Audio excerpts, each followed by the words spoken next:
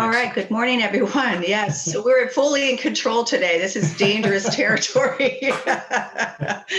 So we do not have our usual IsraAID moderators. They are busy out in the field drilling wells, or at least observing the drilling of the wells. And we welcome you here on this beautiful Monday morning. And as you know, this is the Water Resource Management Training Program. This is Module 6. It's entitled Monitor Wells, Salinity, and Telemetry. This is going to be a little more technical than what we've been talking about. So we're going to be doing some learning together, some training together, and we are going to give you the overall picture today of this drilling of wells and where they're located, and the purpose for the monitoring network, and then some of the equipment we're going to be installing.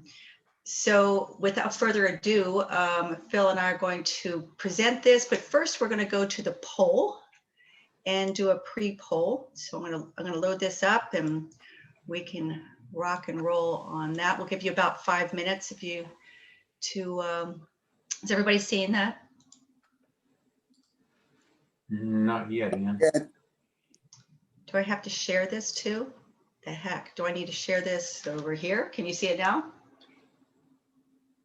I'm still not seeing it myself, Ian, but I don't have to take it. Oh, I have to launch the poll. Okay.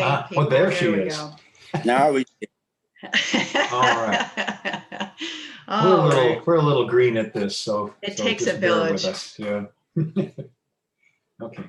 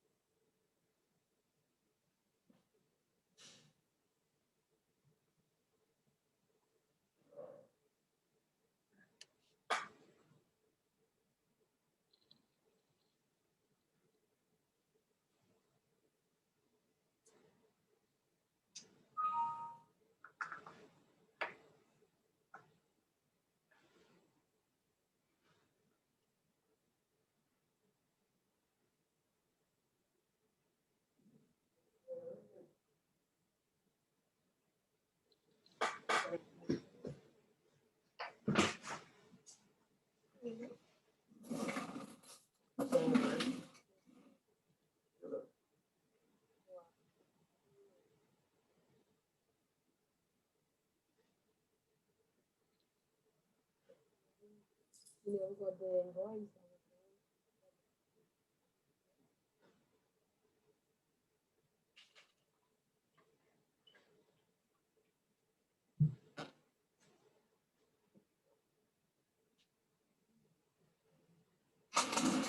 you going together?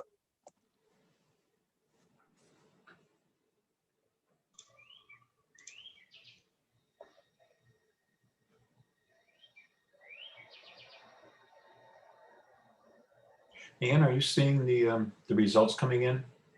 I am. Do you Okay, see that? yeah, I'm just seeing the poll, so I think it assumes that I'm one of the people. Oh, Billy, let's see if I could, let me just take a peek at,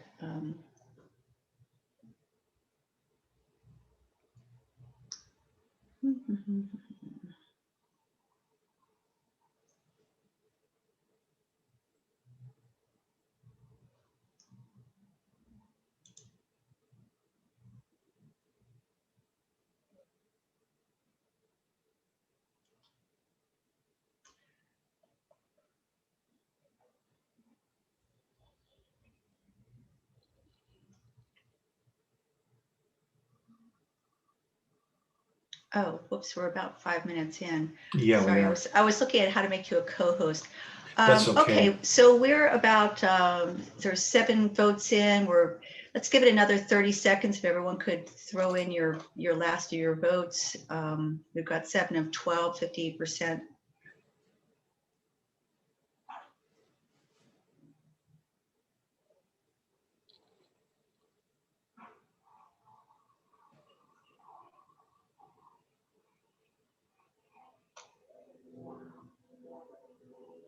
All right, I'm gonna end polling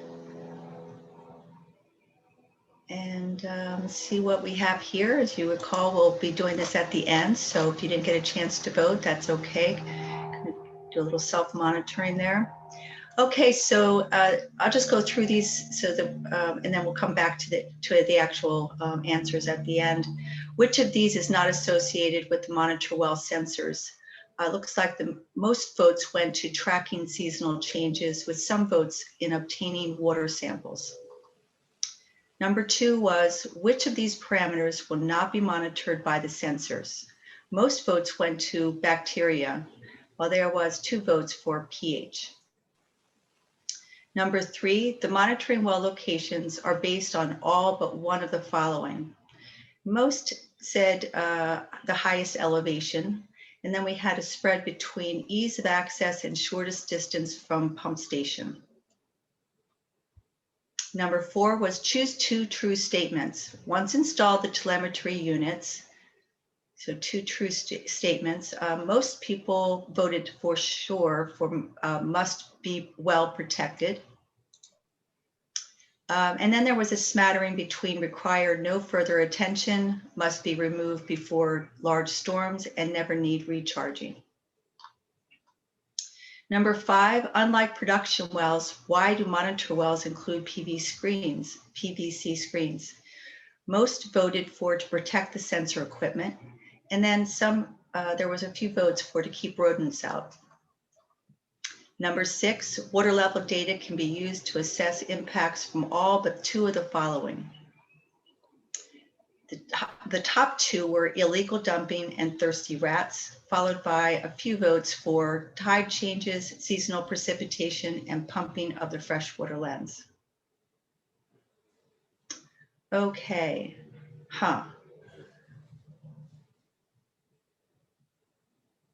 Oh, I see, I could have shared this. Can you see that now? Now I can, thank you, yes. We can see it now. I think everyone can. Sorry, guys, I'm just figuring this out as I go along. There's these other buttons. Okay. All right, so whatever happened there, let's hope we can bring it back later on. I think my screen is being shared. I just wanted to, before I turn this over to Phil to kick us off, I just want to to formally mention that this is the Water Resource Management Training Program brought to you by IsraAID and our funding partner, the United Methodist Church. Phil and I are Wellspring Water Solutions. We're pleased to be here today to present to you this Module 6, Monitor Well Salinity and Telemetry. And without further ado, I will kick it over to Phil. Thank you so much, Anne, and thank you all for being back online for yet another exciting installment of our modules. And hopefully you're finding these to be valuable. I know we are learning a lot as we've been presenting these and developing these. So with that said, let's go on to the next slide. So the presentation overview today, we're going to discuss the monitoring wells, what they're for, what they're going to look like, where they're going to be located. That'll be the second part of this. And then we'll spend some time on the sensors themselves, and sensors, and it would include also the telemetry units that will be installed in some of the wells. So it's a very important part of this because, and as I'll get to in the next slide as to what their real purpose is, without these, we're really kind of relying on data that's too well specific and not enough on the well fields themselves. So with that, let's just transition to that next slide, Anne. Monitoring wells, that's the first item. Okay, so the purpose of the wells. Before we turn to these graphics that are here, let's just talk about what they're for. Well, we're going to be measuring water levels, salinity, and a couple other parameters, connectivity, but basically it's water level and salinity that are going to be measured. Now, why is that important? Well, if we think back to the original facets of the scope of this entire project as IsraAID initially developed it, one of the things that we were looking for, and it was very critical to be contemplating how we're going to do this, was the idea of being able to make predictions about what happens if you pump a field too much. Can you make predictions as to what that's going to mean with respect to the upwelling and the way it's going to impact the water quality, and specifically, of course, in this case, the salinity of the water. And it's very clear that without these kind of wells, we're really kind of shooting in the dark, and why. So let's look at the situation here on these three graphics. We've seen this kind of information before, and I think it's pretty clear that you know what happens here. On the far left, we have kind of a static pre-pumping condition where we have the freshwater lens sitting above the saline zone, and we have the zone of transition between the two. We have, and keep in mind, these are all very much exaggerated in the vertical sense. We have the land surface and the water table following that up with the freshwater lens. In the middle one, we've started pumping. And you can see already that there's a zone of transition that's beginning to move. As the water table has dropped around that well, the saline zone of transition has begun to move upwards. And in the third slide, off to the right, you can see that now it's come up far enough that you're beginning to pull that saline water from that transition zone into the pumping well, which means it's going into your water system, and it means that you now have a problem with that kind of a situation, and you're going to have to deal with that either by stopping pumping to some degree or having to treat the water if there's no other choices. So how do we learn about this? Well, certainly you've seen with individual wells, I'm sure, as you've been out in the field, that sometimes you have to go out and turn some of them off because their salinity levels are starting to get a little too high. Well, that's for an individual well. And if you remember our old friend karst aquifer heterogeneity and just how variable they can be, what happens in one particular well is obviously important, and you want to be able to control that to the degree that you can, but it's not reflecting what's really happening on the field-wide basis. So the only way to get that information is to have dedicated monitor wells that will allow you to monitor the water level changes and to keep track of what's going on with that freshwater lens and zone of transition interface. Now, what we're going to have is monitor wells, and we refer to them simply as the MW wells, the monitor wells, that will be penetrating down, kind of like what the well looks like over in that chart A, the graphic A, where it's to the left. It's not penetrating all the way down into the saline groundwater. It's still in the freshwater. But what we're going to do is have these wells installed such that they're deep enough that if the pumping of the well field begins to create an uplift, that we'll see it first there and have an early warning, and not have to be in a situation like the one on the right, where we've got the wells actually starting to pump from the zone of transition, or worse, even in the saline groundwater underneath. So on a well field scale, this is the only way that we can get this kind of data. And keep in mind that even with this, it's still going to be tricky. The monitoring will still have to be there for individual wells, because again, recall the specific capacity mapping that we looked at a while back, that we had from some wells that were done in, I believe, early 2020.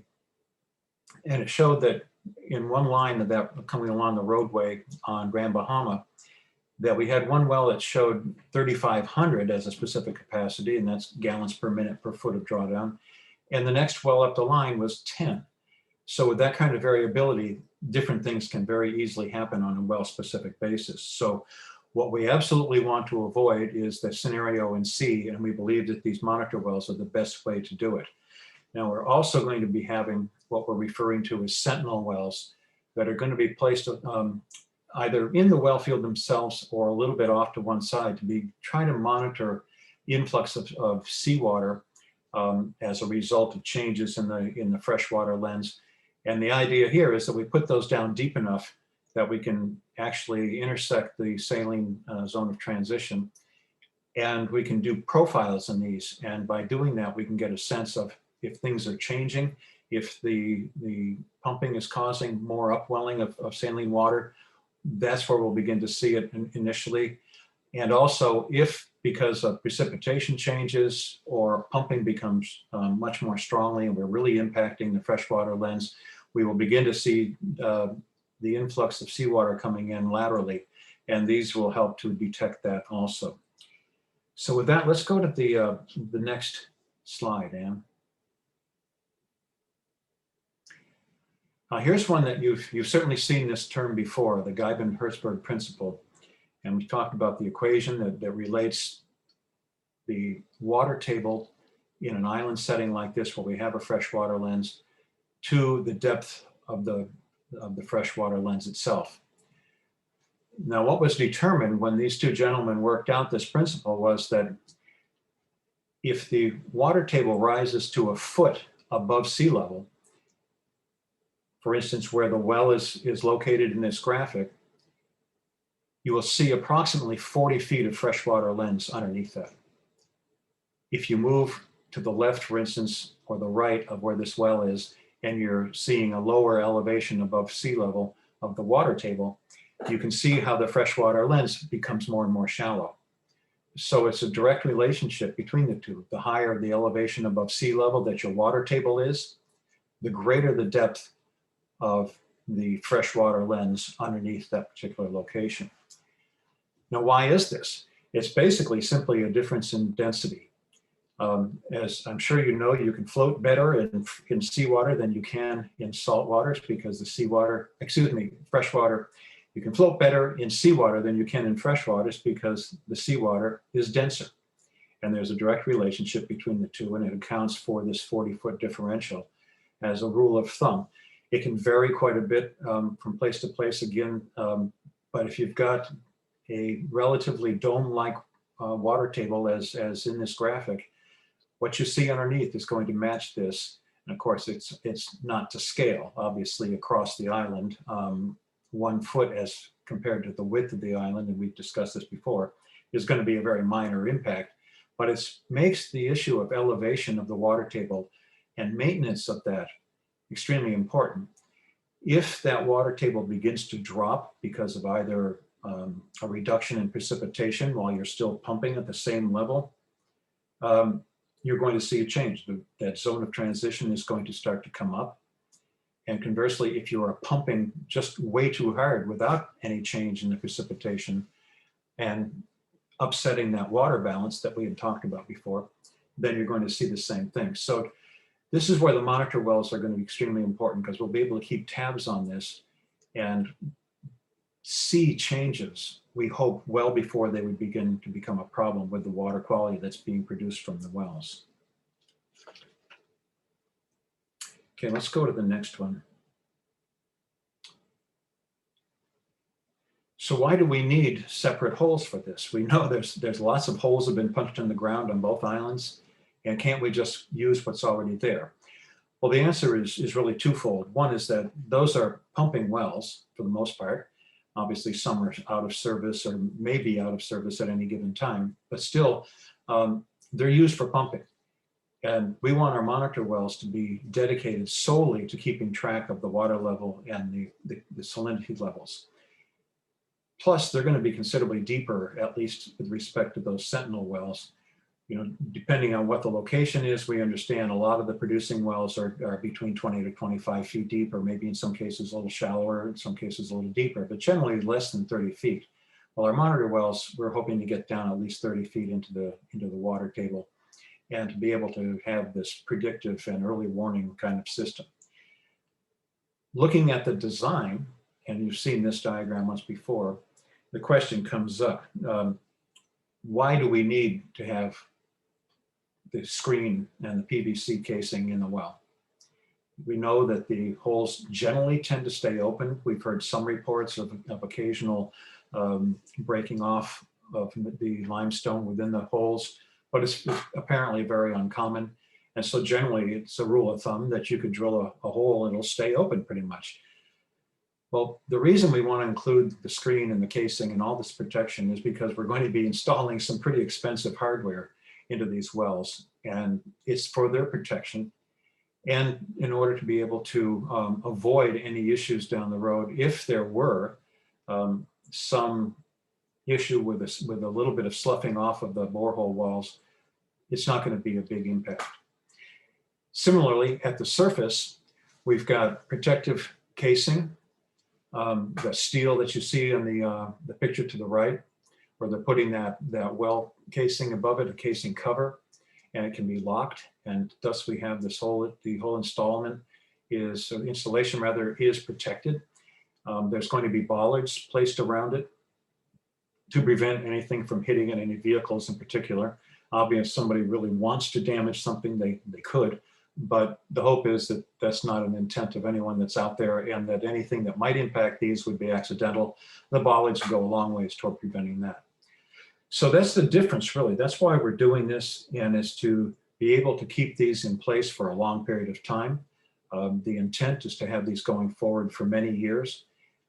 And that data will allow for the development of trends in sea level rise and trends in the pumping over time. That will be very, very valuable. And hopefully the data that's collected will be able to be incorporated into development of relationships between pumping in a given field and how much the saline layer begins to change. So it's going to be very important going forward that these are protected and in place and can be relied upon for years of data collection. So we can go to the next one. Ian. So the monitoring parameters, what are we looking for? Well, specific conductance, or simply conductance, is one of the things that's going to be measured by these sensors. That and water level in particular are the two primary things that are going to be collecting data on.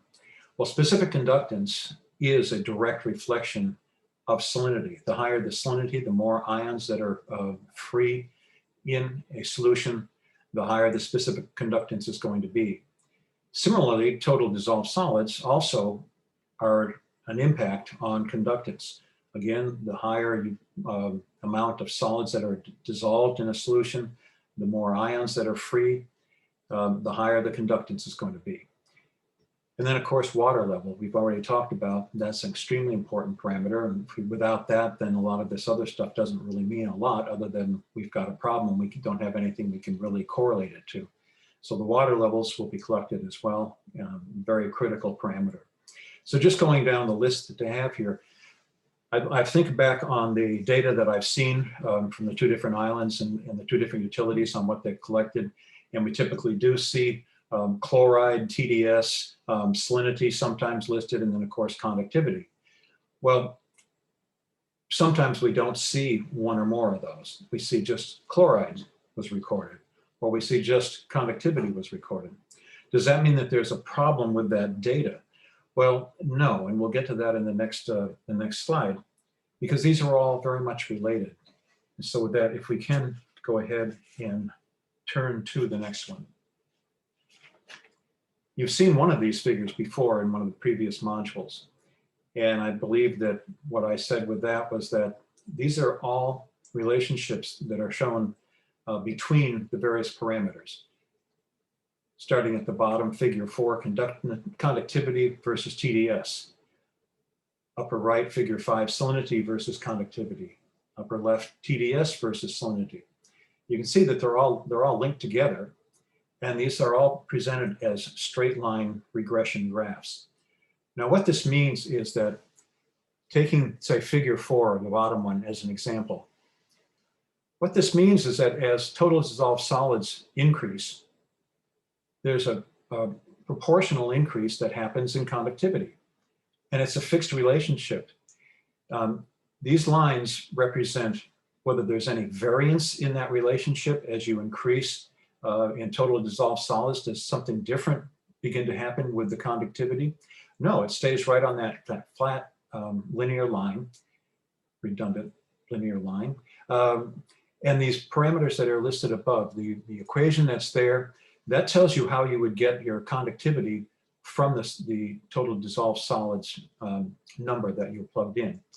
And you notice that there's very little scatter on any of these three lines as they're presented. There are a couple outliers on the top two, and we'll talk about those in a second. But you see that number that's under the equation, it's an R squared. And what an R squared is, it's a measurement of the variance off of that straight line. You will recall, I hope, that one of the figures that we presented like this was accompanied by one that I had created comparing some pumping to chloride concentrations. And it was actual data. And it was not a nice straight line relationship. The data was scattered all over the place, especially at the lower end. That represents a non-linear relationship. It's not a good correlation. You can't say that if we have this value of that parameter that it's going to change proportionately on the other one. Here, with these R squares approaching 1, which is a perfect match, every one of these data points would fall exactly on that line. That one had an R squared of something like 0.07, I believe, which means that you have a terrible correlation. There is no correlation really that you can make with that type of analysis.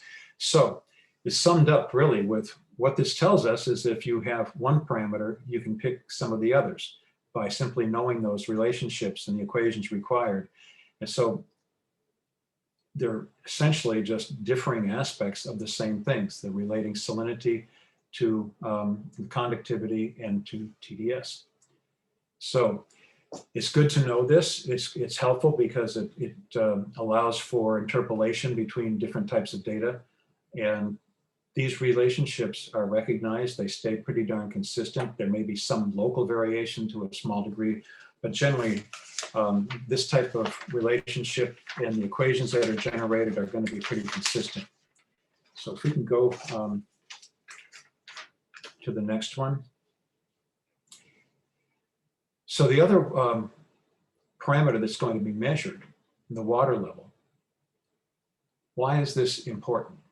Well, obviously we've talked about the fact that if we're pumping, the water level could change. And if that changes, think back to Guyman-Herzberg, it's going to bring that saline level up. And so it's very important that we know this, but it's also very important that we don't forget to keep in mind that there's other things that are impacting water levels on these lenses. The upper right graphic shows one of the reasons is that's seasonal change in precipitation, which is going to have an impact on the seasonal water levels. Obviously, if you have the same amount of pumping and the precipitation decreases, it's going to have an impact. Similarly, on the graphic to the left, tidal fluctuations. We know they vary between 2 to 3 feet in the Bahamas generally, and that's going to be reflected in the freshwater lens. You will see tidal variations in the well fields. They're usually lagged behind what's happening at the shore by a number of hours, but you can see those lags, and you can see the fluctuation in water table data in the well fields. The whole point of this is to be very careful. If you see a change in water level, be sure that that's where it's actually coming from pumping, as opposed to being a tidal change or a seasonal change, which obviously be over a much slower progression. One of the things that the monitor wells will really help with is to be able to very clearly define the tidal lag times for a specific field, and you'll be able to see those seasonal water level changes due to changes in precipitation. So it's going to be very valuable, so you can account for those and be able to say that, well, okay, we saw some changes in the water levels out there. Do we have to worry about upwelling? Well, no, because when you were measuring, turns out you were looking at a low tide situation, and that was reflected in the data. So these kind of things will be able to give us the ability to filter out this other impacts on the water levels and give us the information that we really want, which is, are the pumping of the wells having any impact on the salinity in a general sense? And the bottom graphic, just by the way, is an example of a couple of the water level meters that are out there for doing handheld measurements. The company Solinst is the company that had purchased the sensors and telemetry units from. So it's just another aspect of what they provide for measurement devices. Okay, we can go on to the next one.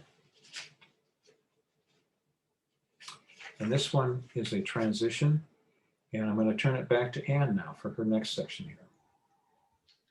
Thanks, Phil. That was, I think I got the easy job coming up here. I got to show you where the monitor wells are, not all of the functionality and information about water quality. But so you may recall we talked a little bit about how important well locations are. In the case of monitor wells, several considerations were visited, and the first bullet here talks about the monitor salinity of groundwater below the production zone. So the graphic that Phil showed you earlier that said, the very first graphic had 3 graphics on it.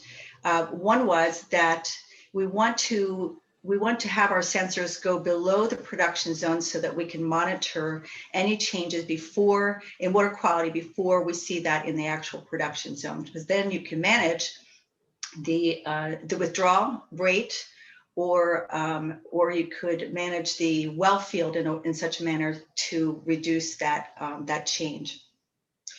We wanted to make sure that each of our new monitor wells, there's 8, and I'll go through those in a moment with you, but each of the monitor wells will be located in a well field, and then in some cases multiple wells in a well field. We'd like to install one deep sentinel well.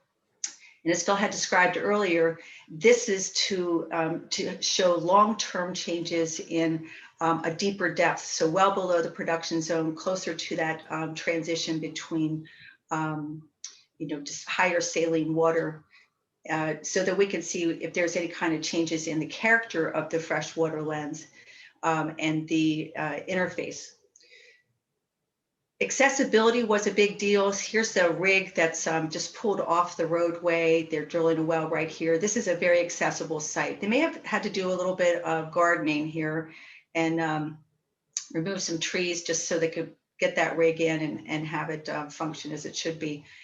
So we didn't choose sites that were deep into the pine forest or brush area for ease of access of the rig for actually to drill it. And then later on for the field technicians to go out and check on or collect data. So we've got that to consider. We chose areas that were relatively high, which is pretty flat islands. And so, but there are areas that are a little bit higher than others. And that was taken into consideration just because that would prevent just that introduction of floodwaters if it was a storm. So a little higher elevation would add a little level of protection. We also considered areas of new development. So that means well field expansion areas. Where would we be seeing more concentrated pumpages? And in some areas within the island, Grand Bahama in particular, there's RO treatment system that will be going in. And because they'll be using the shallower wells for RO treatment, it would be important to understand how that removal of that water is impacting the well field and any kind of water quality.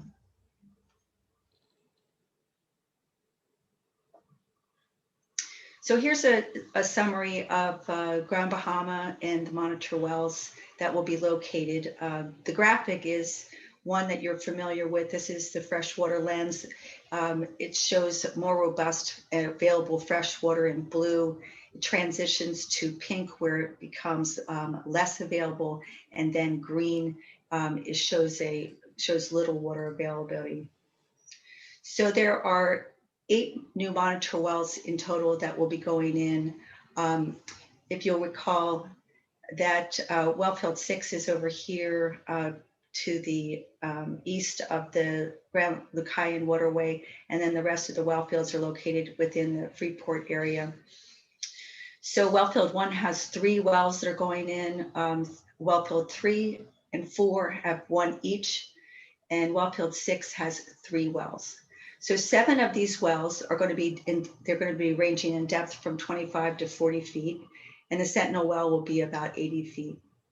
In this setting, Grand Bahama has no other monitor wells that will be incorporated into the monitoring program. So this is really exciting opportunity for Grand Bahama to have this network that will provide long-range data or collected data that will provide for long-range trends of information over time. Here are some maps. We have 3 of them here. So these are monitor wells 1A and 1B within Wellfield 1.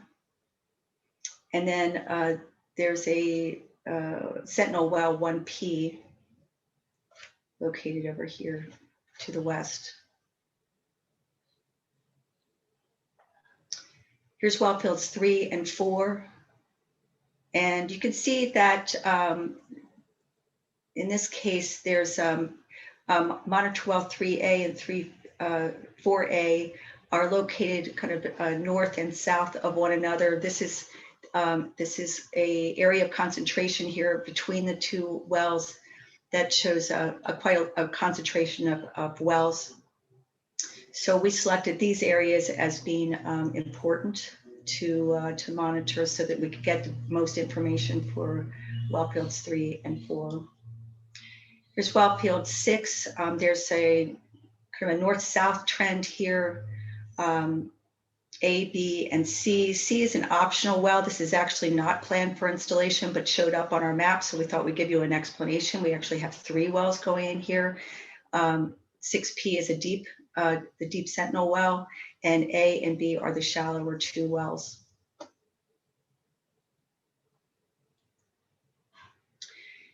Here's the Abaco monitor well summary. This is a graphic to the left of an existing monitor well with the cap off because it had been tested. It's not its usual state, but it's you can see how simple this monitor well is. And I wanted to point out that with 2 existing monitor wells in Abaco, these will be retrofitted not only with the sensor equipment, but also with protective stainless steel boxes and the bollards, so that they are, they have the same design and same feel and same protection as the new wells that it will go in. Each of these wells will be identified inside and out. There will be, as Phil had shown the graphic earlier, there'll be identification on the caps. There'll be identification within the cement pedestal that the wells will be surrounded by, so that there will be no mistake about which wells are being recorded and where one is when collecting data. So in Abaco, there are 8 new monitor wells. And because I'm going to show you a map in a sec, but because Abaco is very stretched out, there are 7 well fields. And in this case, a well will be placed in each one of the well fields, with 2 wells at the Blackwood well field. So we have 6 wells altogether. 2 of them will be 80 feet. 1 of those will be at Marsh Harbor, and then 1 will be at Blackwood. The 2 existing monitor wells, you can see there's a difference between the depth of Grand Bahama wells versus the Abaco well. The freshwater lens here is a little bit different configuration, a little bit different character. And so these existing monitor wells are 62 to 65 feet in depth. So here's our map, again, accompanied with the freshwater lens map that you saw for Grand Bahama. Again, the blue is the available water, significant available water in blue, and then pink transitions to lesser water, and green to little available water.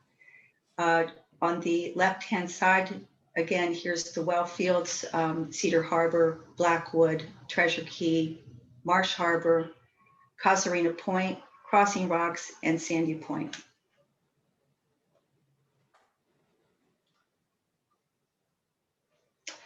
Let's see. So the sensors. So we've been winding up to the place where we've now given you the setting from a water quality standpoint, from why the wells are going to be placed where they are, what's the design and what the functionality of that design is.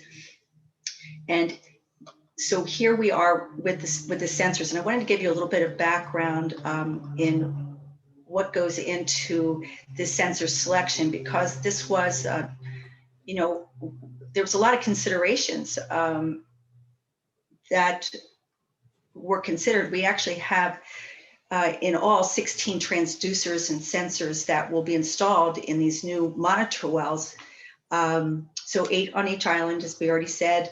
And then these sensors will measure various physical and chemical parameters. Phil was talking about everything from groundwater levels to salinity and temperature.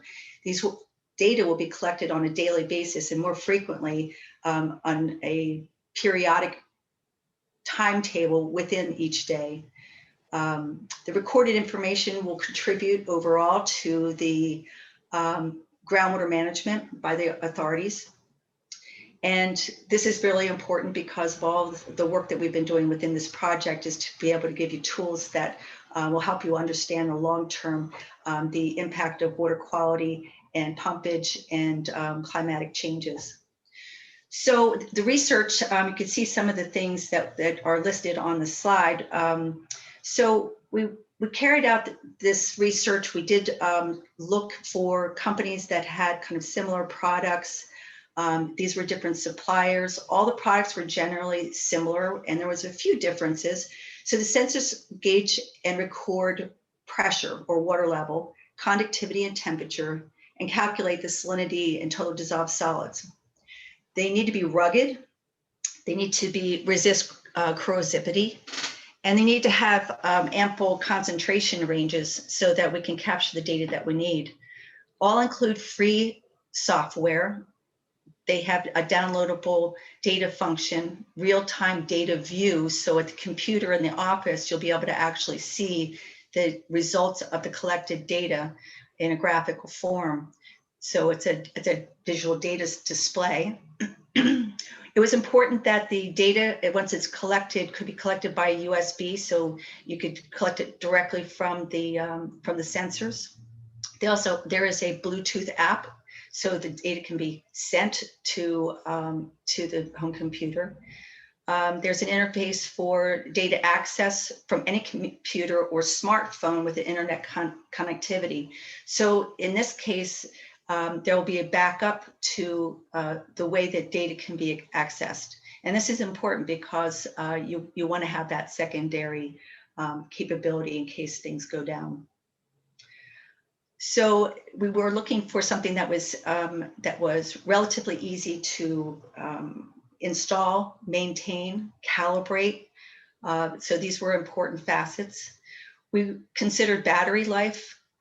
For instance, the companies here, Solence, In Situ, and Symmetrics, the Solence has an 8-year battery life, whereas the Symmetrics had 12 months. This was important. These batteries, you want to get as much mileage as you can out of the equipment, and to be able to minimize your maintenance and investment. So simpler, the better, right?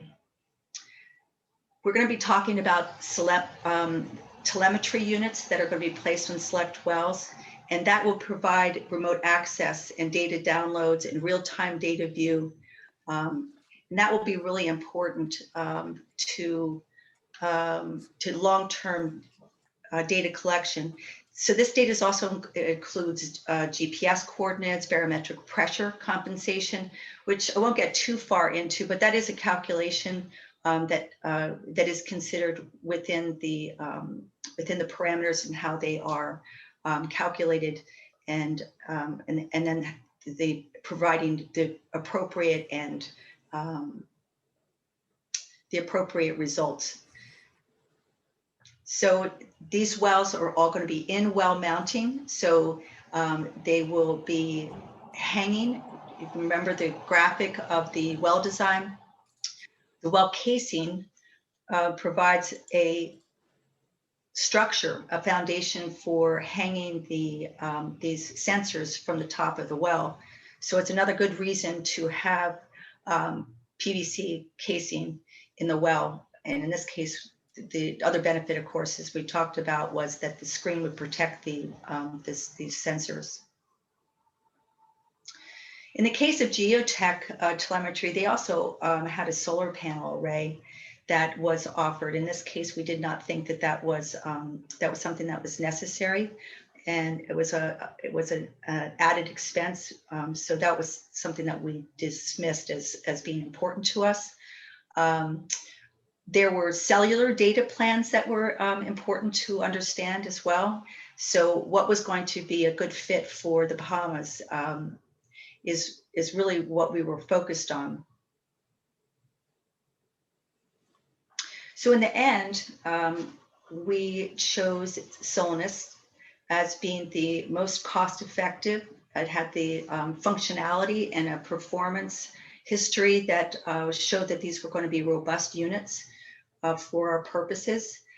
They were able to deliver within the time frame that was important to us, so that we can make sure that we have this equipment during our field training in April. And that the equipment has longevity. Now note that all infrastructure has a life. And so these sensors have a life of less than 10 years. So within that time frame, this is something that will have to be incorporated into a program of replacement, so that there's funds available to replace these sensors when the time comes. But for now, we expect that they'll be around for several years, and that with routine maintenance, there'll be no issue with their use. So I wanted to go down through a little bit about what the monitoring system looks like and its application. So keep in mind that what we're giving you today is just an introduction to something that we're going to go take a deep dive into together during training in April. So there's going to be a lot of, the next few slides have a lot of information on them. I've added some links. So if you're curious and you want to get a read beforehand, I would suggest it. But here's kind of just an overview. So there's two basic components that have componentry on each side that makes it a little bit more complex. So we have the actual sensor and or telemetry unit at the well itself.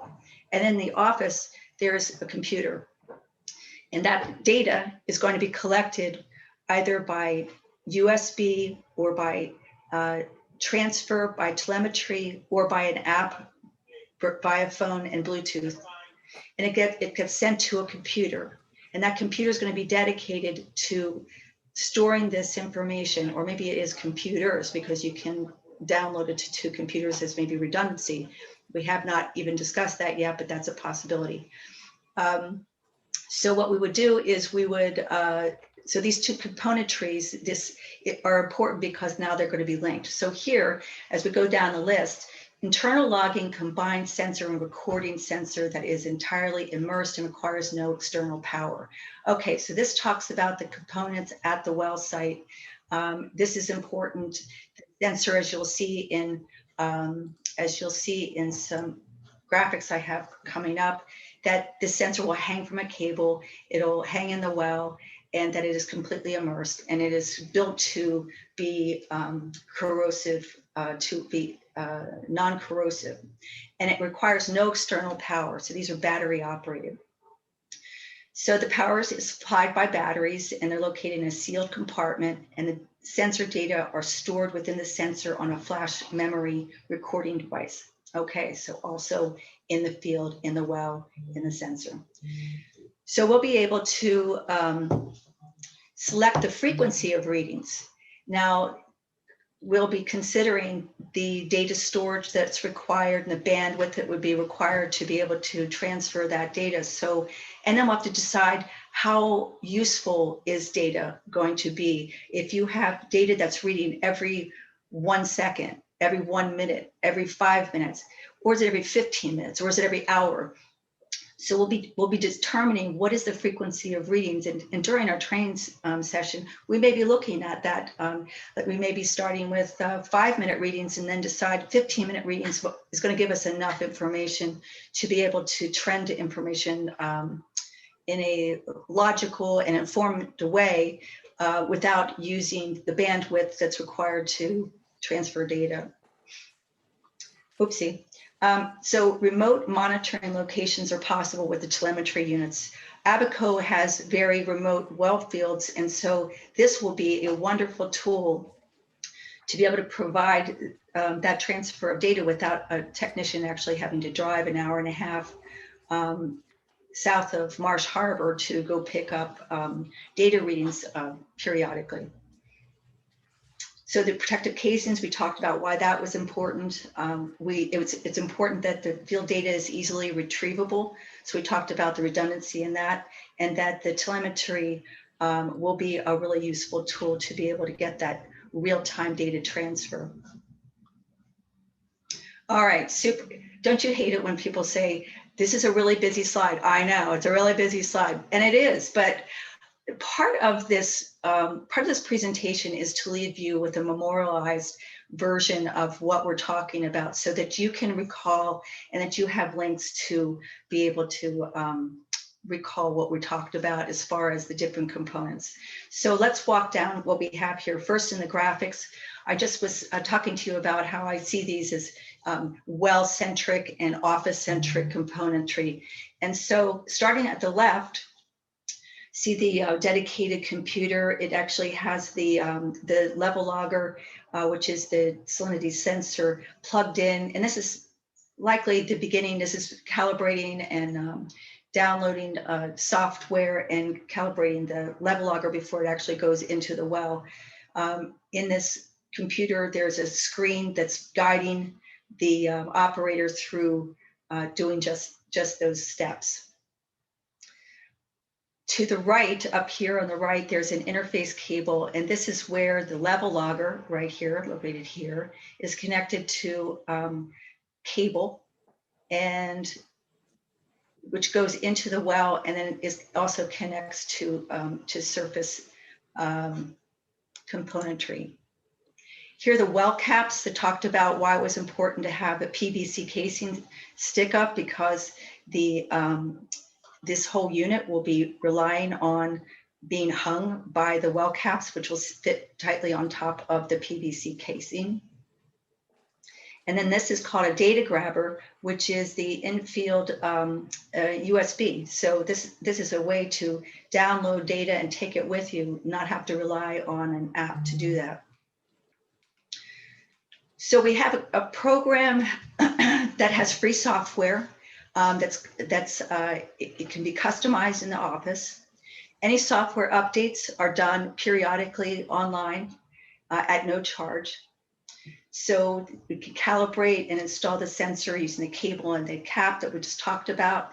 You can activate the data collection, which is done in the field and through the computer. Transfer the data through the multiple modes we talked about, and then we can communicate using that field reader that's up here in this location. So if you're not getting, I don't think I was very clear on this field reader cable.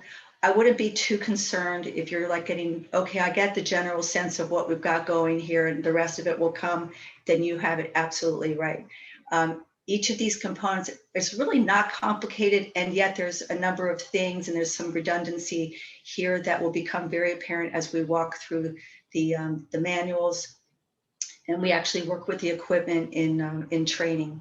I've included a couple of links here so that if you are curious about what is this equipment all about, here is a data sheets, which is a kind of a quick version of this manual that's located, a link to the manual, which is on the bottom right-hand side.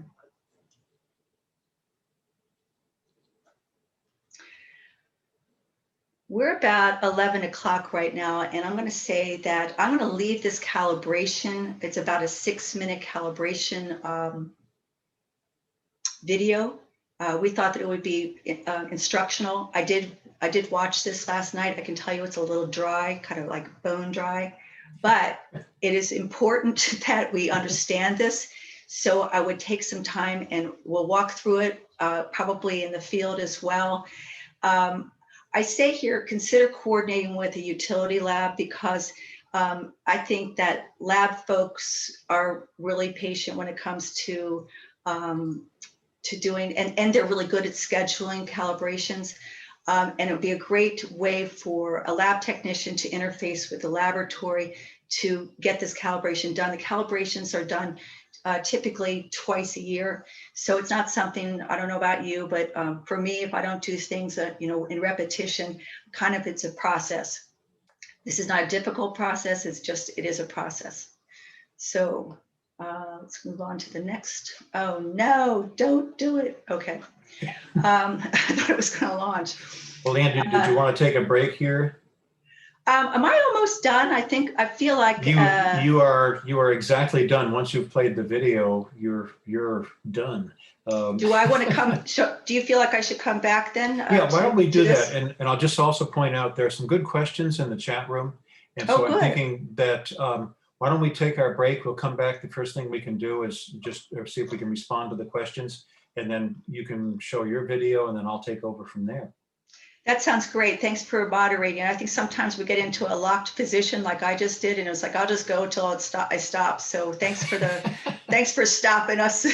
That great plan. Okay, so it is now 11:05. Let's come back at 11:15 and meet up again.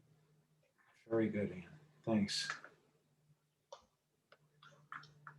And if you can send people into the break rooms, or then we can chat a little bit about the questions. Just be sure. That's great, and I'm going to stop our recording as well. So let's see. I'm going to pause record. Just back up to that video slide from the one right before. Yeah. That was the video calibration. The calibration? I don't think so. It's kind of long and dry, honestly. Okay. Well, then why don't we address the questions that came up then? I think that's a great idea. Hope everybody's back with us. Okay. We had some very good questions came up. First one was from Mr. Smith. What is the clear difference between sentinel wells versus monitoring wells?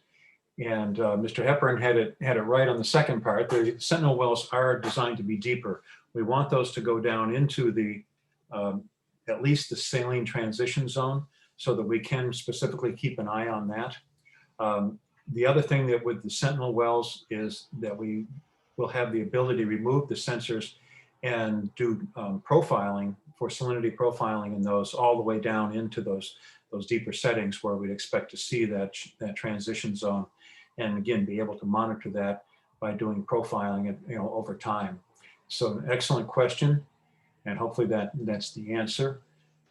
Well, If I take the next, the next one and you take the last? Sure. So this one is a really insightful question. Thank you, Mr. Hepburn. In fact, these batteries are touted to live about 10 years, and that is at readings every minute. So that gives you a gauge of battery life and frequency of data. Yeah, so a more dense data collection, like on a second by second basis or 2 second by second, would in fact, yes, eat up that battery life to some degree faster than it would with a minute or later or longer periods. Okay, and then Mr. Smith also asked, is there a standard sample depth for the sensors? And the answer is, with respect to the water level measurements, that's measuring pressure. And so you obviously would not install the same one if you're going to be measuring 5 feet of water as opposed to 500 feet of water, or or even more, 2,000 feet of water in some cases. So they're based on the pressure range that they're most effective at. And so you match the pressure rating for a particular sensor to the setting that you're going to have, so that it's appropriate and you're not going to lose resolution by having too wide of a range.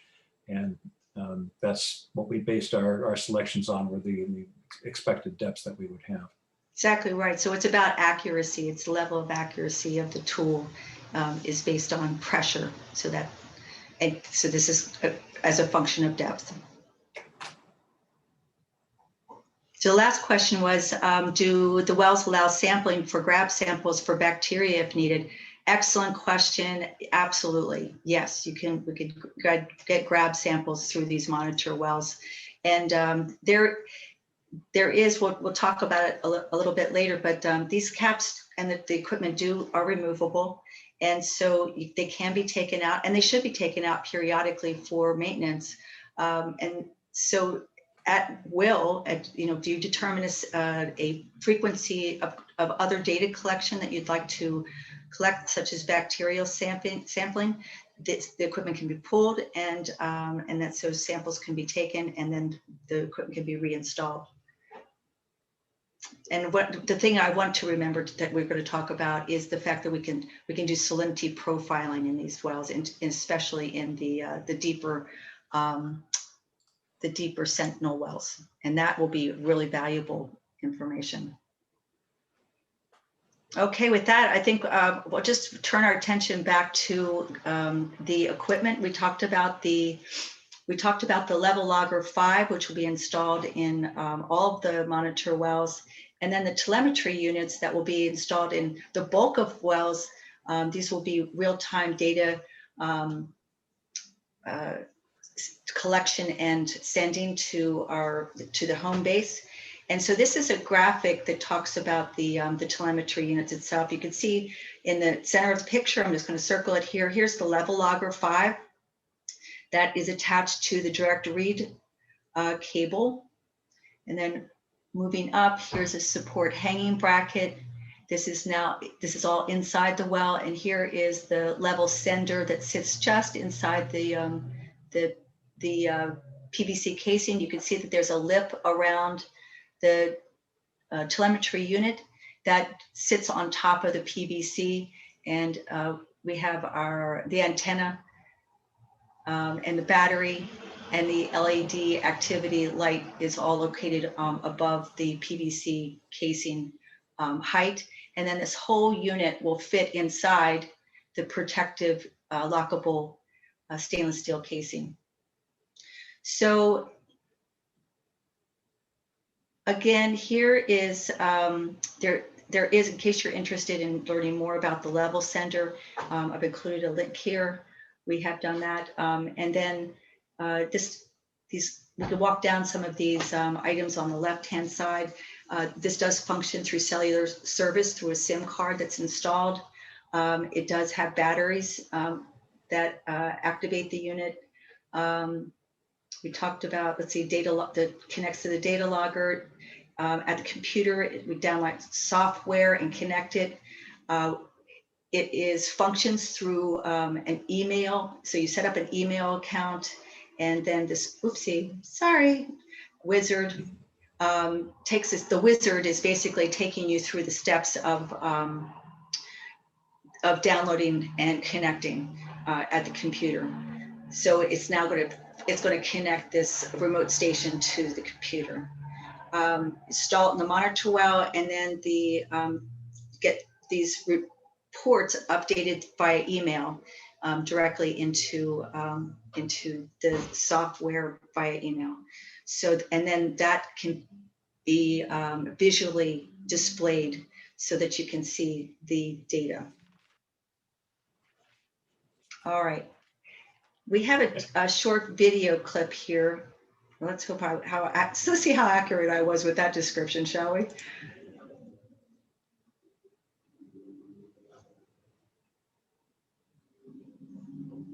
Can you turn the volume up on that, Ann? Make sure that the volume's coming through. I don't know how to do that. It should be down at the lower left of the screen. See the little speaker symbol at the lower left of the video frame itself. Oh, I see. Okay. Huh.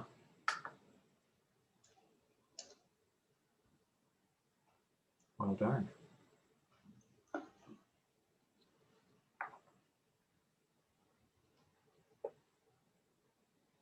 I'm not sure why we're not hearing the narrative, but She's not using headphones, right? Are you all not hearing this at all? yeah, I'm not hearing the narration from the video. Huh, I'm hearing it. I'm not. You're I'm not hearing wondering- it? All right. This was a fun little bell and whistle. We thought that would be kind of fun. And Phil, is it possible for you to pull that film up directly outside the PowerPoint and share it? Hate to put you on the spot there. Yeah, give me a minute. Got to remember where I'm going with this. This was on YouTube. So this is YouTube Level Sender video series. Okay. Off I go.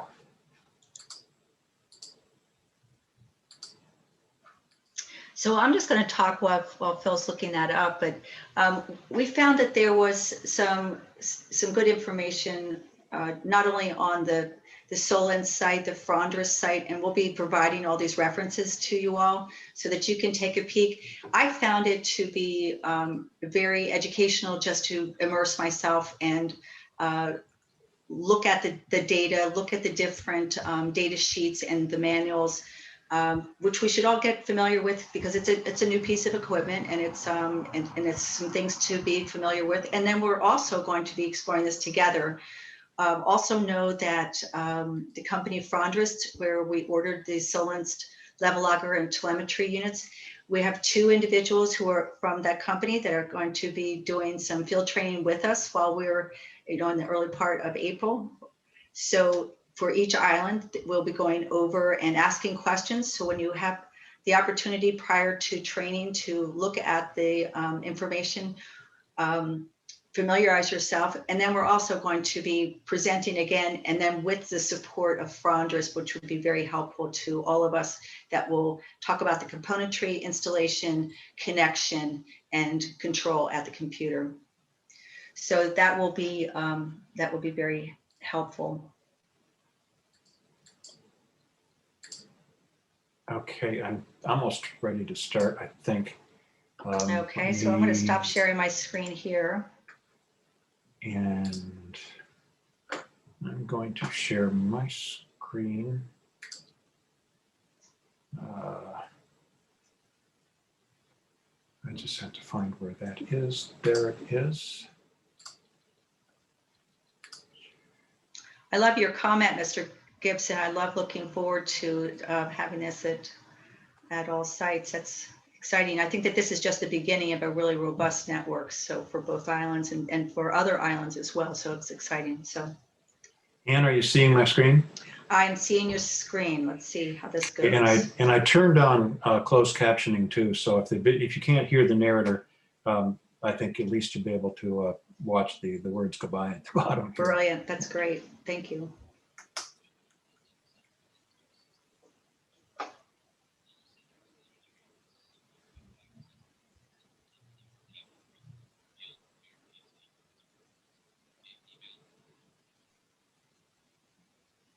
Not hearing it too good at all. Yes. Can you hear it? We can't hear it, but we can. Take out the headpiece and we should be able to hear it. I'm not hearing it. Yeah, they're just going to have to follow the narrative along the bottom with the closed captioning.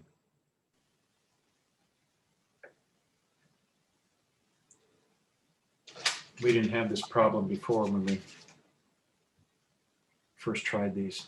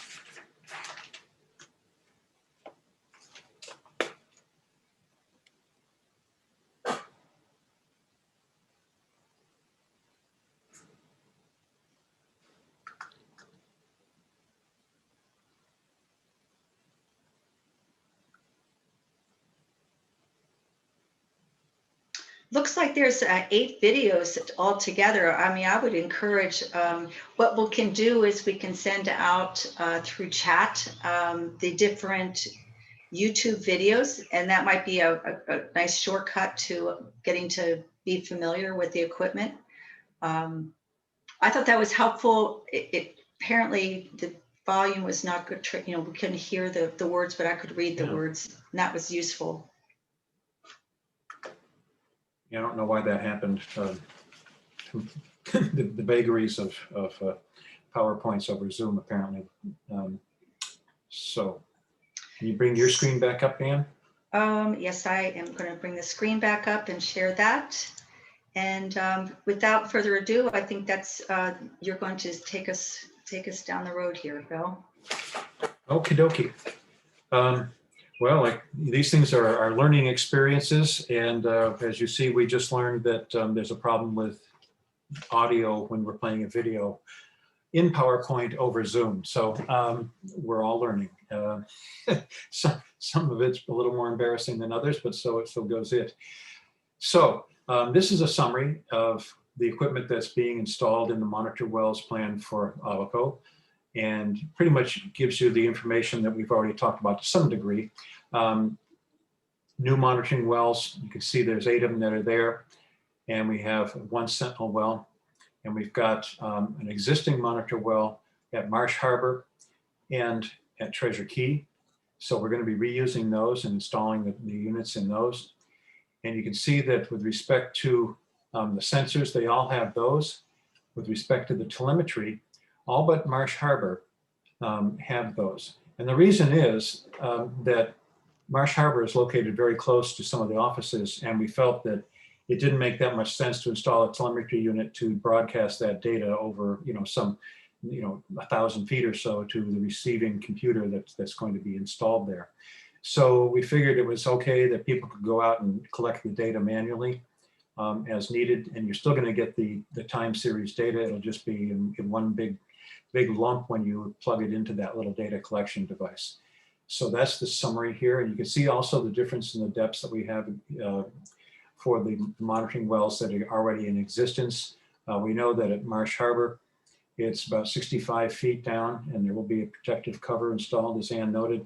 And it's at Treasure Key, almost the same depth, 62 feet there. And again, will be installed with a protective cover. Okay, if we can go to the next one.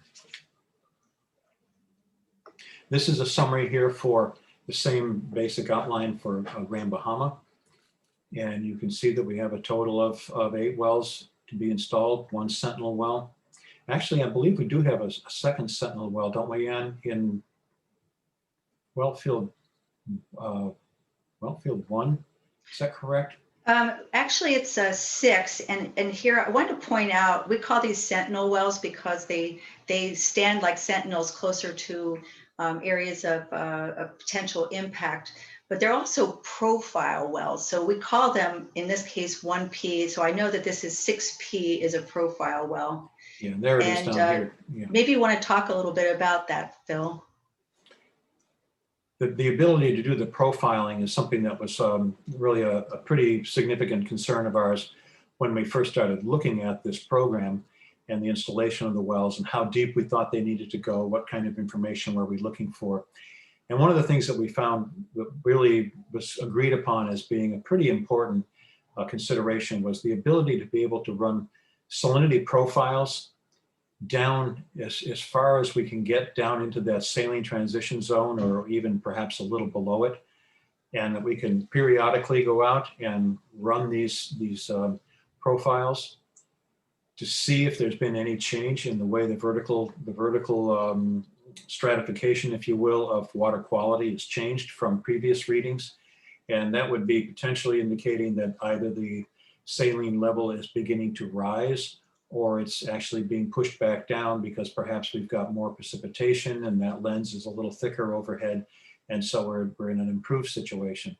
The ability to do this is really pretty, I think, important, because absent that data, unless the sensor was picking it up down at the very bottom and we didn't have the ability then to tell what was going on above it, if we saw some small change, but it was only very local, because the sensor was down very close to the saline level and we weren't actually able to do a full profile, then we wouldn't have that second part of the information, that being if we have some indication of a higher salinity down really close to that saline layer, what does it look like 10 or 15 feet above?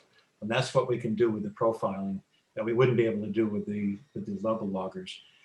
So that's really another big part of the reason why we have the Sentinel wells, and the difference between them is that we can do that kind of monitoring. Again, we'd have to remove the units themselves, the level loggers and the telemetry units, but still we'd be able to do those profiles. So that's a very important difference. If you want to go on to the next one. I wanted to also add to this, you can see that this is a summary with these location descriptions are pretty general. IsraAID has gone out and GPS the sites. They've done some review of the sites, made sure that there's no underground cables or anything we need to work around, that the sites are accessible. And then once the wells are drilled, they'll be GPSed, and those locations will be plugged into our database so that you will be provided exactly where these wells are located. Okay, we're moving on to the next slide. Very good. So data collection. We've talked a little bit already about the collection frequency. Now this would be absent the telemetry. We're talking about being able to set the frequency at which the data is collected by the sensor units, by the level loggers. In the case of, for instance, manual data collection in the field, where you're going out, for instance, what I just talked about with the Marsh Harbor setting, where they're going to be using the data collection device, you'd want to have a defined set frequency at which you would do this. Is it every week? Is it every month? I would assume it's going to be something more frequently than every month, but it depends on what you're seeing in terms of changes in the data over time. It would be recommended, of course, that start out to be fairly frequent data collection to begin with, so that you're not missing anything. And once you get used to the nature of that data coming in, you'll be able to make some changes if needed to open that up a little more so that you don't have to be so often going out and opening up the wells and connecting up and collecting that data. For calibration of the sensors, that is something that is to be done at least twice annually. And if they were removed for any reason, again, you'd want to take care of that. It's also with respect to maintenance, one of the things that you'd want to be watching for on some periodic basis would be whether there's any biofouling or algae or anything like that starting to grow on the sensors. I don't really expect that would be the case, but those of you who have been working out there for a long time and pulled pumps out and things of that nature would have a better idea of that than we do so far. But that's something that you'd want to be careful about. You want to be sure that they're kept clean and there's nothing starting to grow on them and anything that would be interfering with their efficient operation. Site conditions, well, we've talked about that before, about the locations of these, and access would be important, but downloading the data, again, on some regular basis. And if it's in the telemetry, it's going at the basis at which it's being recorded by the level loggers themselves. So it's going to be transmitting that data. If it's minute by minute or hour by hour, that's what's going to be received at the other end. And something else that's important is the field notes. And I know that you're already doing this with respect to your measurements of well pumping and status of the wells, on, off, not working, these types of things, and occasionally looking at what kind of pumping rates are going on and adjusting as needed. Well, along the same way, you'd want to have good, complete and accurate field notes on any interactions that you have with those units out in the field. If you get to a site, and even if it wasn't time for perhaps a measurement or a data collection, in the case of, say, Marsh Harbor, you'd want to be sure that everything looked fine with the well. If there was any evidence that something had happened to the wellhead, a dent in it or something like that, has it been impacted somehow, which again, I think is going to be pretty unlikely with the bollards and with the protection that we have in place. But anything like that, you'd want to note that, open it up and make sure everything is okay. And obviously make a very complete and accurate record of that so that it goes into the overall data collection process. And you'll know if there was ever any problem with one of the units, you'd have a record of what was done at a particular date and time. So that's a very important part of just the overall maintenance of the units themselves. So with that, can we go on to the next one, Ian? I'll say that Mr. Smith had a quick question, so I think this is a good time to answer that. Mr. Smith asked, does the data logger sensor probes contain any liquids like potassium chloride that may need to be replaced during maintenance? And the answer is no, there is not. So I think maintenance is pretty, is relatively simple.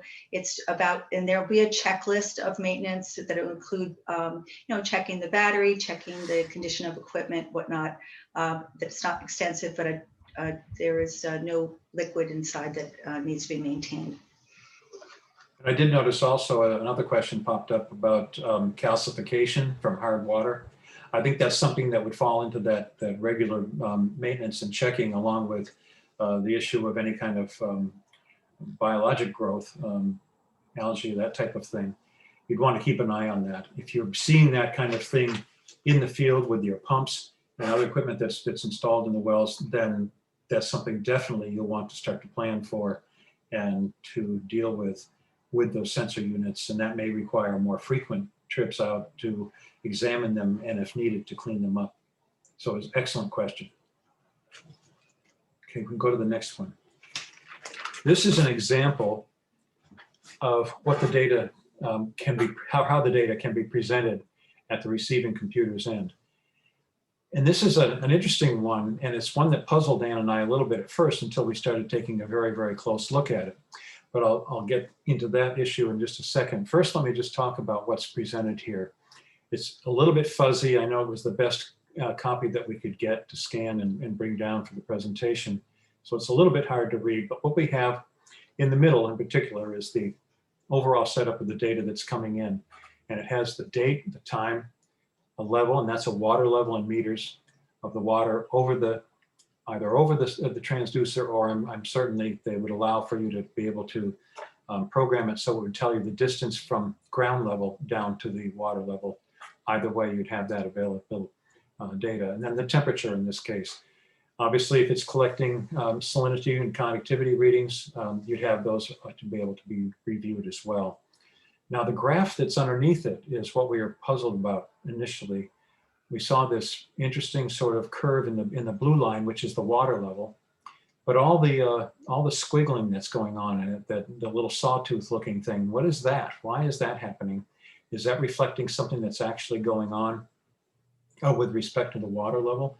And you can see that, well, there is more of a general change as you go from left to right across that, and that's over the time periods.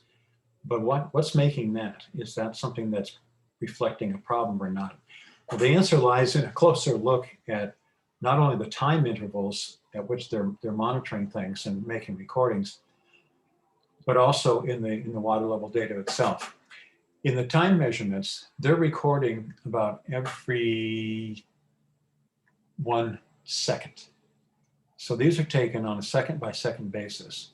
And that's what you're seeing down below. And then you've got the water levels being measured in meters. But the difference between the blue numbers that are on the vertical axis on the right side is 0.0007 meters, which is 7 thousandths or 7/10,000ths of a meter, pardon me.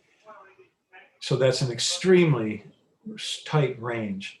And Ann and I looked at this long enough and figured out that we think that the noise that you see there in that blue line is just simply just that. It's noise within the system, because when you're down measuring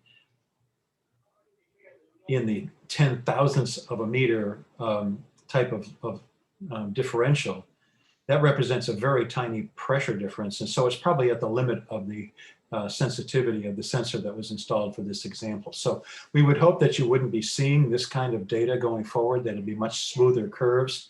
We would expect you would see the tidal fluctuations over time, and you would see changes in water level from precipitation, larger scale precipitation changes over the course of a seasonal and yearly events.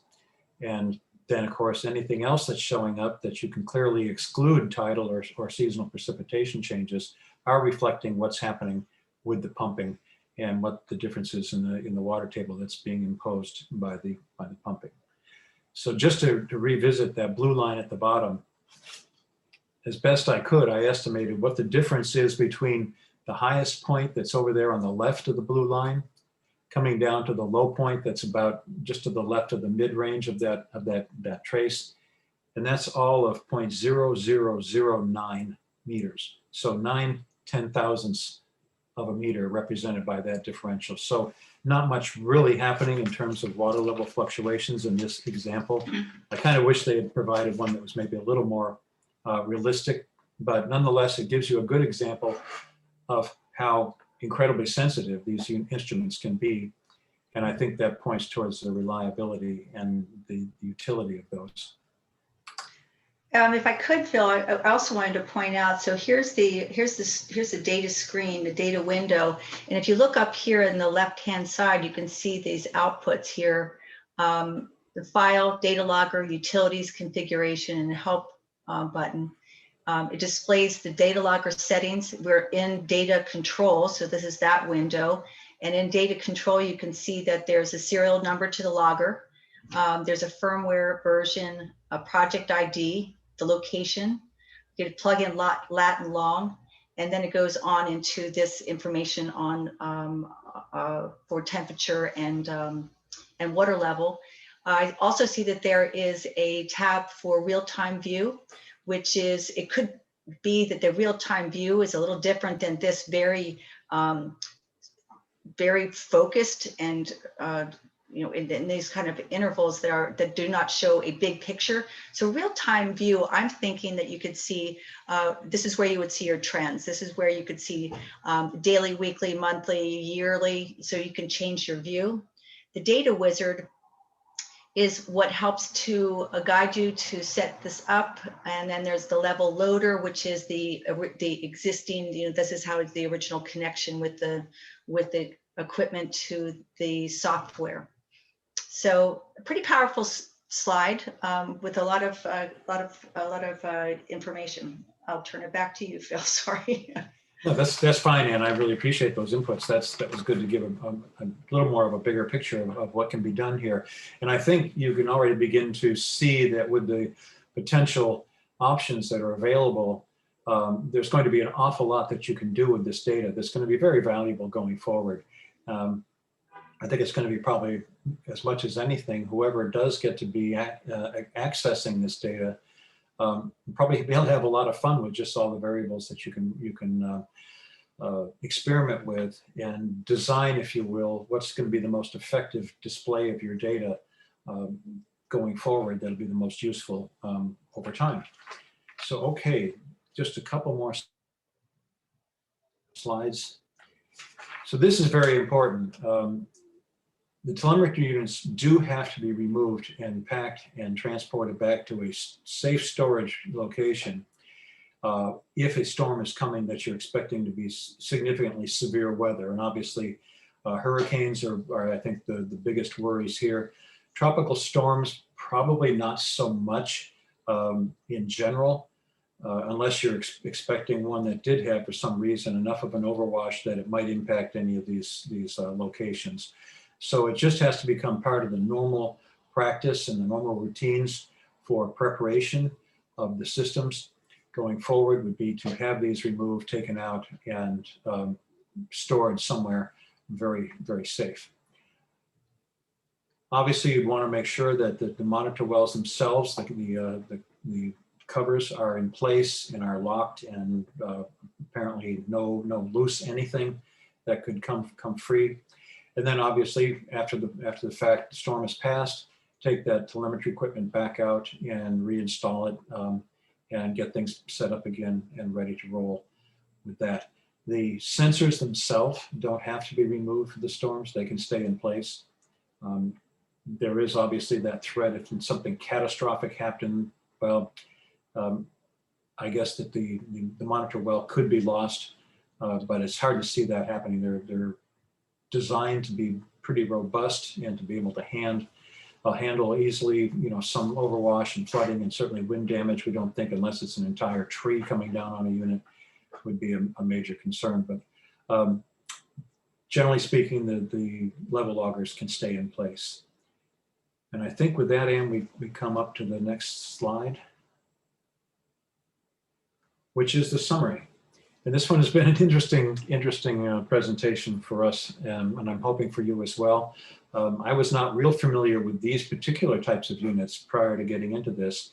I had some experience with more primitive, simply water level measurement devices and recording units in past years. But these look to be really, really very well designed, well thought out, and very effective and useful instruments.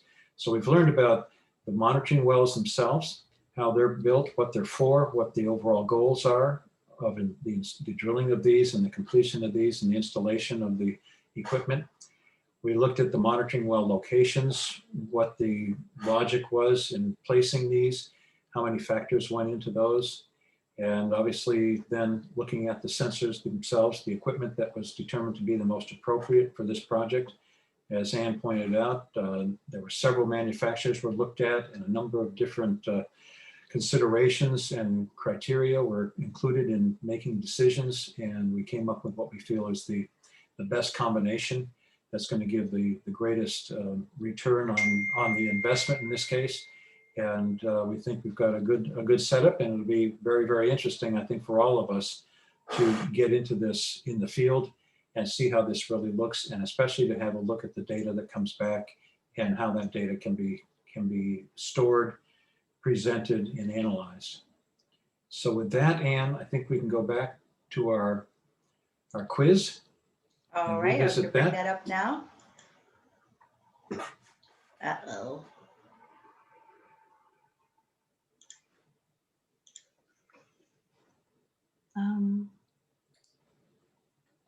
Okay. So not exactly sure what's going on here. So I don't know if you see this, but it says you're logged in from another device. Your polling session is inactive. I think Gil might be on. Maybe we can do a little troubleshooting here. Oh, I see him. Gil, I am. can you, oh, hi, how are, so are you familiar with this, this screen? I can sign out. I shouldn't be interrupting the poll, but sign I out don't and then. think so either. This actually came up after the poll was done originally. And so I don't know whether it was something that I did on my side. I just, You can start with stop sharing results. I don't know if you're still sharing the results of the previous poll, and then try to initiate the post-session poll. Otherwise, you can make me co-host, and I can try to do this from my end. all right, I'm gonna make you co-host and see if we can also resolve this, because I don't see a lot of options on my end.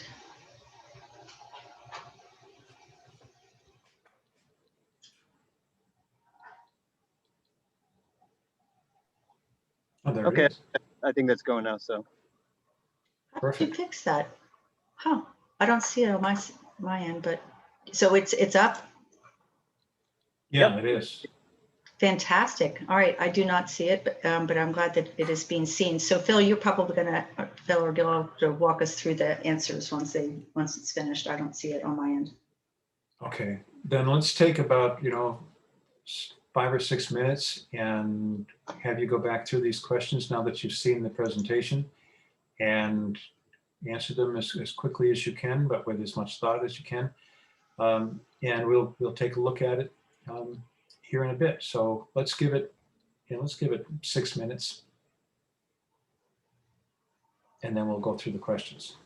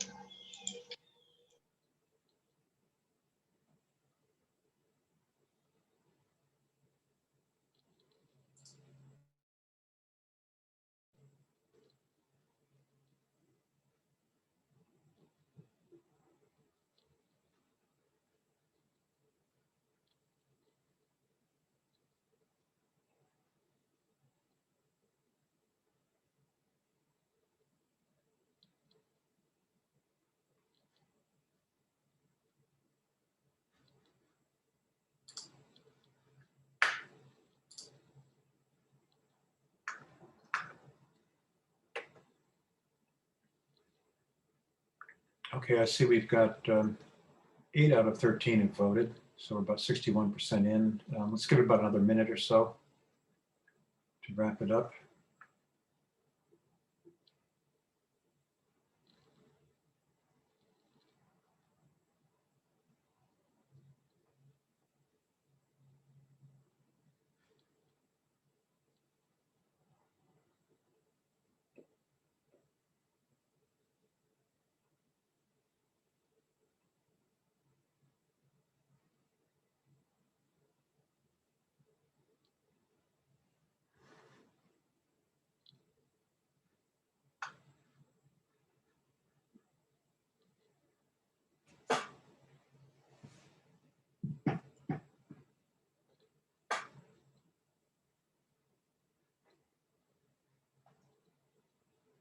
Let's do about another 30 seconds.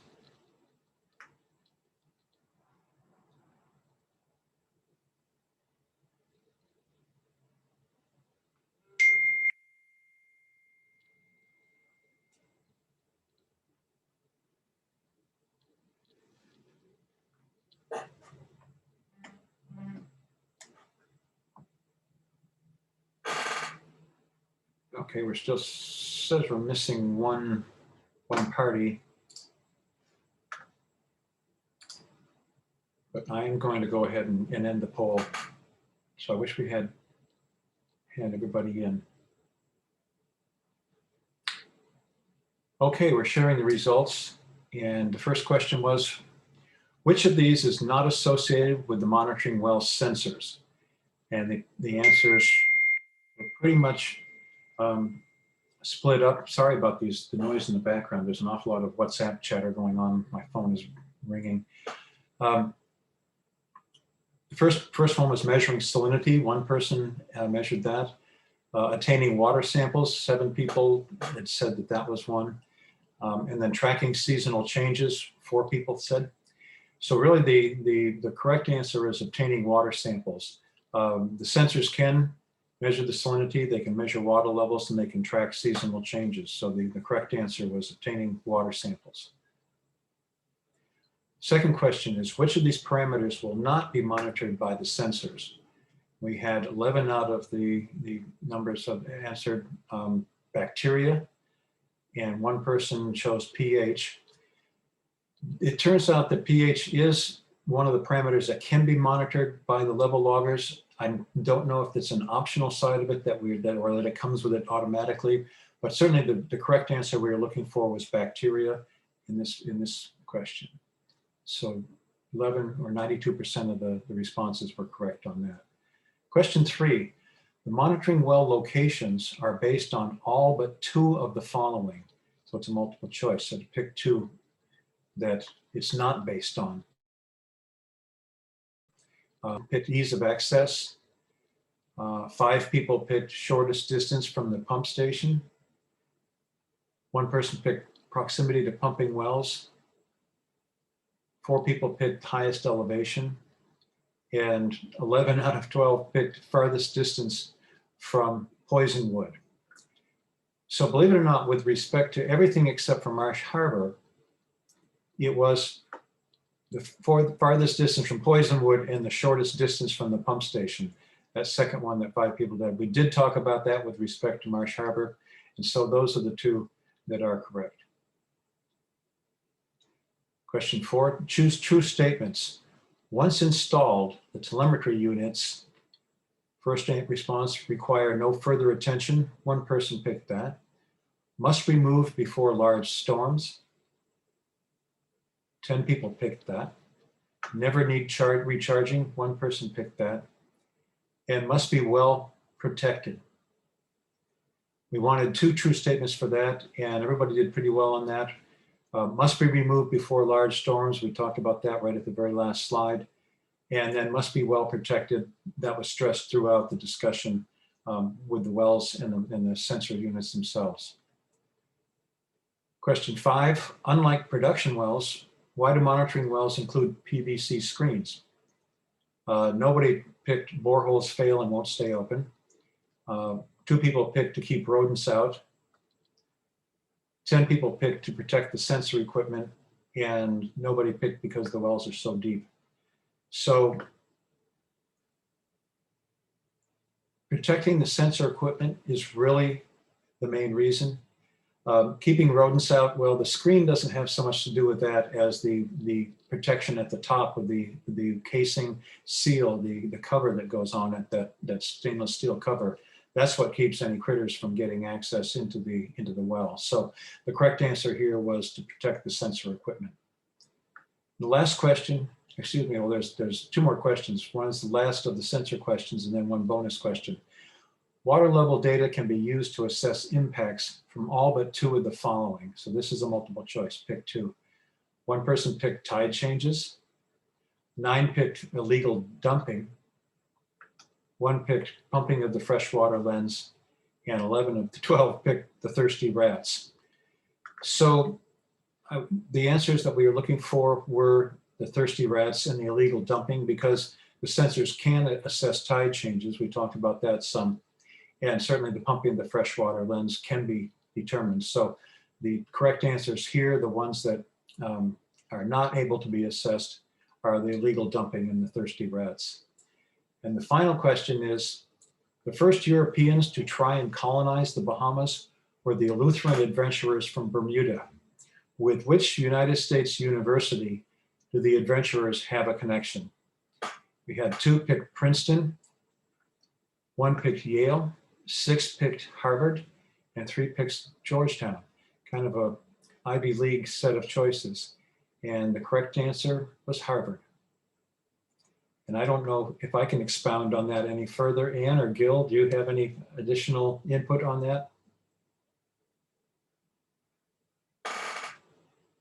That was a Gil question. So I think that was just a fun fact. Okay. No, I'm I gonna think what they did was they used some of the wood that was growing on Eleuthera. They exported that to Harvard. That is what they used to construct their library, and it's still there right now. Wow, that's Really? fascinating. Thank you Thank so you for much. that. That is a piece of interesting information, isn't it? And it's still there in Harvard. Wow. Still there right now. That's great. Thank you so much for that.